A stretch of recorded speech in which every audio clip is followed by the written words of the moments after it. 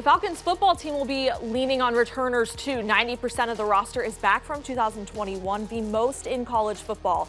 Head coach Scott Leffler and players agree leadership and maturity is noticeable on the field and in the locker room, and that creates an interesting dynamic for newcomers. Newly promoted co-offensive coordinators Greg Nosal and Max Warner already fully immersed with the Falcons system, but it's up to the players to do much of the teaching anyway. You know, these are eager guys ready to learn. They're responding fine to me in my eyes. You know, they come out there each and every day ready to work. You know, tight end is not an easy position, especially in this offense. But, you know, they attack each and every day with a great mindset, and, you know, just seeing them do that, you know, it means a lot, actually.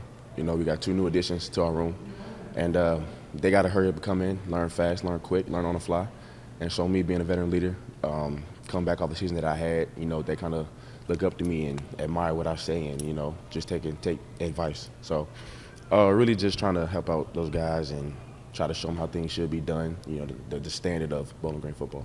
A player-driven team, and we're working on that. A bunch of the older guys here, Caro and Christian and Darren Anders, guys like that. We need to continue to drive the team because that's when you know you have a good team.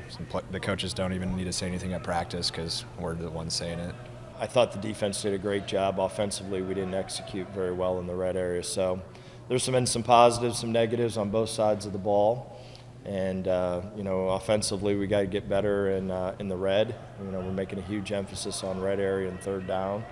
And defensively, I didn't think we tackled very well to the open field. So positives, negatives, that's spring football. The spring game on Saturday, April 23rd is open to the public at the Doit. The scrimmage brings an end to the spring season.